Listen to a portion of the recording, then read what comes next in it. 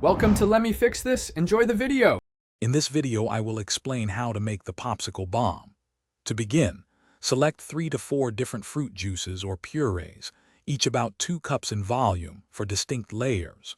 You will also need a large, round mold, like a 6-cup bundt pan, and about 12 to 15 popsicle sticks. Make sure your freezer is cleared and ready to accommodate the mold for several hours. This simple preparation ensures a smooth and enjoyable process. Now let's build those beautiful layers. Start by pouring your first juice, approximately 1 inch deep, into the bottom of your chosen mold. Place the mold in the freezer for about 60 minutes, allowing it to firm up just enough to support the popsicle sticks. Once firm, carefully insert 12 to 15 sticks, ensuring they stand upright. Then, add your next juice layer, freezing each new addition for about 45 minutes before proceeding. The final freezing step is crucial for a perfect popsicle bomb. Once all your layers are in place, return the mold to the freezer for at least 6 hours, or ideally overnight, to ensure it's completely solid.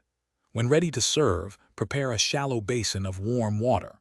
Briefly dip the bottom of the mold into the warm water for about 20 to 30 seconds.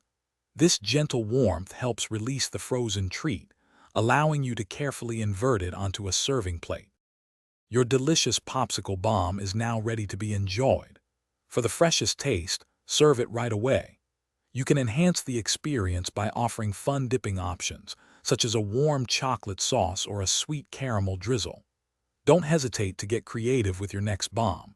Try new fruit combinations, perhaps a tropical blend, or even incorporate a creamy layer of yogurt or coconut milk for a delightful texture contrast. Enjoy your cool, colorful creation.